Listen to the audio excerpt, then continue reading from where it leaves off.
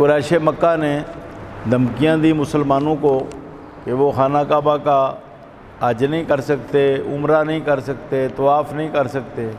حالانکہ روایت یہ تھی کہ قریش نے کبھی کسی دشمن کو خانہ کعبہ کے طواف سے اور حج سے منع نہیں کیا تھا۔ یہ پہلی بار تاریخ میں ہوا کہ خانہ کعبہ کے جو متولی تھے قریش مکہ، انہوں نے مسلمانوں کو منع کیا۔ حضرت سعد بن معاذ جو ہیں وہ عمرہ کرنے کے لیے جا رہے تھے، تو ابو جہل نے کہا اگر تو مہمان نہ ہوتا فلاں شخص کا، امیہ کا، تو میں تیرا کام تمام کر دیتا، تجھے قتل کر دیتا۔ حضرت سعد بن معاذ نے کہا اگر تم ہمیں روکو گے خانہ کعبہ سے تو ہم تمہارا شام والا راستہ روک دیں گے، کیونکہ تم مدینہ پاک کے قریب سے ہی سمندر کے کنارے کنارے جاتے ہو شام میں، ہم تمہارا وہ راستہ روک دیں گے تجارت کا۔ یہ غزوہ بدر اس لیے ہوا کہ قریش کو مجبور کیا جائے کہ وہ خانہ کعبہ پر پابندیاں ختم کریں۔ پھر یہ جنگ تک نوبت پہنچی۔ ابو جہل بہت بڑا لشکر لے کر آ گیا مکہ مکرمہ سے، ادھر حضور کے ساتھ چند 300 کے قریب جو قافلہ روکنے کے لیے آئے تھے، لڑنے کے لیے تو نہیں آئے تھے کسی بڑے لشکر سے، بے سر و سامان تھے۔ لیکن جب ابو جہل کا پتہ چلا تو حضور نبی کریم نے سب کو یہی ترغیب دی کہ اب لشکر کا مقابلہ کرنا ہے۔ حضرت سعد بن معاذ جو ہیں انہوں نے کہا حضور اگر آپ فرمائیں گے تو ہم دیوؤں اور جنوں سے بھی لڑیں گے اور سمندروں میں بھی چھلانگیں لگا دیں گے۔ حضرت مقداد نے کہا حضور ہم آپ کے آگے پیچھے دائیں بائیں کھڑے ہو کر آپ کا دفاع کریں گے، بازیاں لگا دیں گے اپنی جانوں کی۔ تو اللہ تعالیٰ کی مدد نازل ہو گئی۔ اس جنگ میں کفار کی تعداد 950 تھی، سب مسلح تھے۔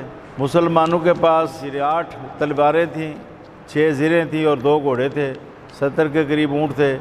قریش مکہ کے پاس تو لاتعداد اونٹ تھے، روزانہ وہ 10-11 اونٹ ظاہر کرتے تھے، ذبح کرتے تھے، اور ہر ایک کے پاس پورا اسلحہ تھا۔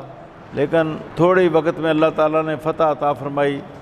مسلمانوں کے 14 افراد شہید ہوئے، کافروں کے 70 آدمی قتل ہوئے، 70 گرفتار ہوئے، جن میں 22 چوٹی کے سردار تھے ابو جہل سمیت، امیہ، عتبہ، شیبہ سمیت۔ قریش مکہ جو ہیں ان کو بہت سخت بھاری شکست اٹھانا پڑی اس جنگ میں۔ چیزیں حضور نے پہلے ہی فرما دیا سَيُهْزَمُ الْجَمْعُ وَيُوَلُّونَ الدُّبُرَ، یہ تھوڑی دیر میں شکست کھا جائیں گے۔ یہ حضور کی نبوت کی پکی دلیلیں ہیں عقلی، کہ دشمن 3 گنا بڑا ہے اور اس کے پاس جدید اسلحہ ہے، مسلمان بیچارے خالی ہاتھ ہیں، اور حضور فرما رہے ہیں تھوڑی دیر میں یہ پیٹ پھیر جائیں گے۔ ایسے ہی ہوا، شکست کھا جائیں گے۔ جب 70 گرفتار ہوئے تو حضور نے مشورہ کیا کیا کرنا چاہیے۔ مشورہ کرنے میں یہ حوصلہ افزائی ہوتی ہے، ورنہ فیصلہ تو اللہ اور اس کے رسول کا ہوتا ہے۔ حضرت عمر نے مشورہ دیا کہ میرے رشتہ دار ہیں ان کو میں قتل کرتا ہوں، اس طرح باقی سب بھی اپنے رشتہ داروں کو قتل کریں، یہ اللہ اور اس کے رسول کے دشمن ہیں، گرفتار ہو گئے ہیں، قابو میں آ گئے ہیں۔ اور ایسا رو پیدا کیا جائے کہ آئندہ کوئی مسلمانوں کے مقابلے میں نہ آئے، ان سب کو قتل کیا جائے۔ حضرت ابو بکر صدیق نے مشورہ دیا کہ یہ پڑھے لکھے لوگ ہیں، ان سے تعلیم کا فائدہ لیا جائے۔ 10 کو پڑھائے ایک قیدی، لکھنا پڑھنا سکھا دے، جو 10 کو سکھا دے اس کو رہا کیا جائے۔ جو مالدار ہیں ان سے فدیہ لیا جائے، 1000 سے لے کر 4000 تک فدیہ بھی لیا گیا، تعلیمی فائدہ بھی حاصل کیا گیا۔ فدیہ سے مسلمانوں کے اندر فقر ختم ہوا، ان کی ضرورتیں پوری ہوئیں، خوشحالی آئی، اور تعلیم سے مسلمانوں کے اندر پڑھے لکھے لوگ پیدا ہوئے۔ حضرت زید بن ثابت انصاری جنہوں نے قرآن پاک جمع کیا، وہ بھی انہی میں سے تھے جنہوں نے ان قیدیوں سے لکھنا پڑھنا سیکھا۔ 3 دن بعد حضور جہاں بھی جنگ کرتے تھے نا 3 دن ٹھہرتے تھے، تاکہ دشمن یہ نہ کہیں جی کہ یہ جلدی میں بھاگے ہیں، یہ ڈر گئے ہیں۔ جنگ ختم ہونے کے بعد 3 دن وہاں ٹھہرتے تھے، تاکہ مکمل طور پر مسلمانوں کا رعب قائم ہو کہ مسلمان کس سے ڈرتے نہیں ہیں، اللہ سے ڈرتے ہیں بس۔ 3 دن کے بعد پھر وہ جو لاشیں تھیں، وہاں پر ایک گڑھا تھا کنواں نما، اس کے اندر ڈالی گئیں قریب بدر میں۔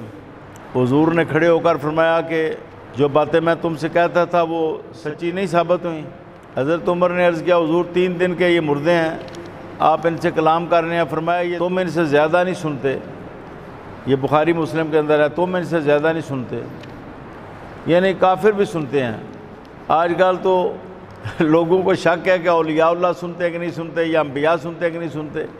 قرآن و حدیث کا مطالعہ کیا جائے تو پتہ چلتا ہے کہ مرنے کے بعد کافر بھی سنتا ہے، برزخ میں، برزخی زندگی میں کافر بھی سنتا ہے، لیکن جواب نہیں دے سکتا۔ فرمایا جواب نہیں دے سکتے تو میں ان سے زیادہ سننے والے نہیں ہوں۔ یہ غزوہ بدر اسلام کا پہلا بھرپور غزوہ جنگ ہے جس میں حضور نے شرکت کی، اور پوری دنیا میں پتہ چلا لوگوں کو کہ مسلمان ایک تو قوت ہیں، ایک طاقت ہے، اور قریش مکہ کو شکست دے دیا مسلمانوں نے۔ اللہ کی مدد نازل ہوئی، فرشتے نازل ہوئے۔